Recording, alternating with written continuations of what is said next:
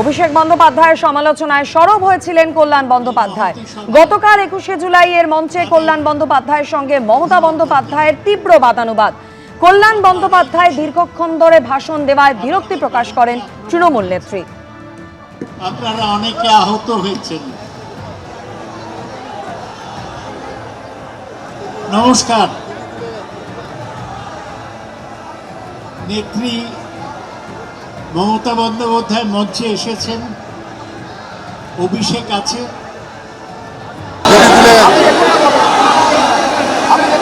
নেত্রী মমতা বন্দ্যোপাধ্যায় মঞ্চে এসেছেন, অভিষেক আছে বিড়লা প্ল্যানেটোরিয়ামের সামনে এই মহতী সভায়। তাদের অভিনন্দন জানাই। গত 2.5 মাসে আপনাদের বাড়িতে আক্রমণ হয়েছে, আপনারা অনেকে আহত হয়েছেন। নেত্রী মমতা বন্দ্যোপাধ্যায় মঞ্চে এসেছেন, অভিষেক আছে বিড়লা প্ল্যানেটোরিয়ামের সামনে এই মহতী সভায়। তাদের অভিনন্দন জানাই। গত 2.5 মাসে আপনাদের বাড়িতে আক্রমণ হয়েছে, আপনারা অনেকে আহত হয়েছেন। রাজ্যে পালাবদলের পর থেকে এর আগেও একাধিকবার অভিষেক বন্দ্যোপাধ্যায়কে নিশানা করেন কল্যাণ বন্দ্যোপাধ্যায়। চাঁচা ছোলা ভাষায় আক্রমণ করেন তিনি অভিষেক বন্দ্যোপাধ্যায়কে। তারপর গতকাল 21শে জুলাই এর মঞ্চে কল্যাণ বন্দ্যোপাধ্যায়ের সঙ্গে মমতা বন্দ্যোপাধ্যায়ের তীব্র বাদানুবাদ। আর আজ বিস্ফোরক কল্যাণ বন্দ্যোপাধ্যায়। একজন ভদ্রমহিলা এসে কি বলেছে জানার মানুষ, দিদিকে বেরোতে বলুন, দিদিকে ঘুরতে বলুন, না তো আমরা সাহস পাচ্ছি না।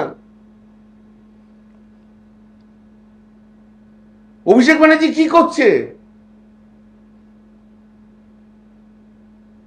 শুধু নিজের বাড়ি আর কালীঘাট করলে তো হবে না, বেরোতে হবে ভাই।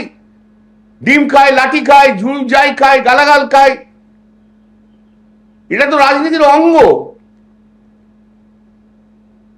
ঘরে বসে থাকলে তো হবে না। আজও পর্যন্ত পশ্চিমবাংলার মানুষ মমতা দিকে চাইছে, বাংলার মানুষ মমতা দিদির দিকেই তাকিয়ে আছে। মমতা দিদির জন্য লড়াই করতে আমি প্রস্তুত আছি, কিন্তু দিদিকেও বুঝতে হবে বাস্তবটা কি।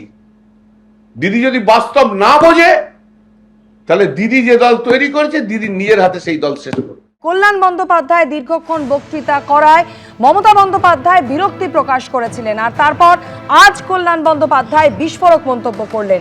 দিদি শুধু অভিষেক অভিষেক করলে তো মুশকিল, দিদির নিজেকে পরিবর্তন করা দরকার, না হলে যে দল তিনি গঠন করেছিলেন তা শেষ হয়ে যাবে। দীর্ঘ বা সংক্ষিপ্ত বক্তব্য রাখবো না। শুধু অভিষেক অভিষেক করতে তো প্রবলেম হয়ে যাচ্ছে আমাদের। আমি ওই 80 জনের মতো আর 20 জনের মতো নয়।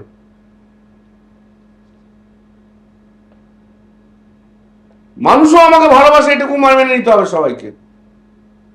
এটা কারোর কোনো হিংসার কারণ নেই।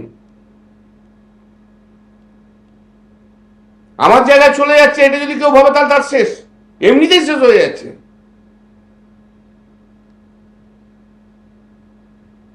মানুষও জানে আমি লড়াই করি,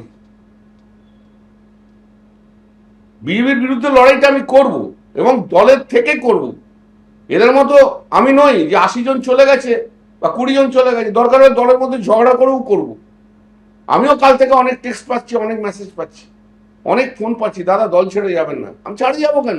এবিপি আনন্দ, এগিয়ে থাকে, এগিয়ে রাখে।